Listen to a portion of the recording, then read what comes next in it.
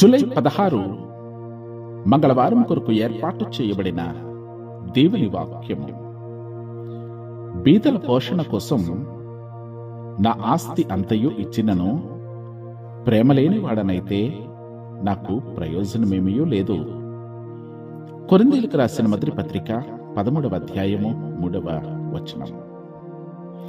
పౌలు ప్రేమ యొక్క ఔన్నత్యాన్ని వివరిస్తూ అన్నిటికీ తాళుకొని అన్నిటినీ నమ్ముచు అన్నిటినీ నిరీక్షించచ్చు అన్నిటినీ ఓర్చుకునే ప్రేమను మనం కలిగి మన క్రియలు చేయాలని ప్రోత్సహిస్తూ ఉన్నాడు.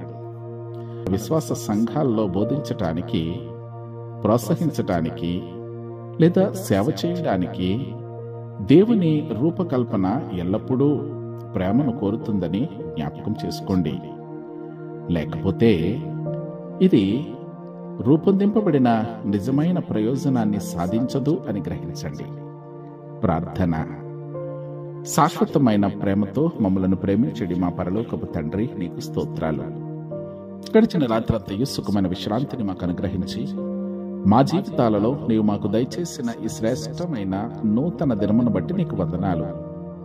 ఈ దినమంతయు నీ చల్లని రెక్కల చాటున మమ్మలను భద్రపరచమని ఈ ప్రార్థనని ప్రియ కుమారుడును మా ప్రభువైన యేసుక్రీస్తు అతి పరిశుద్ధ నామమున అడిగి ప్రార్థించి వేడుకుంటూ ఉన్నాము తండ్రి, ఆమేన్.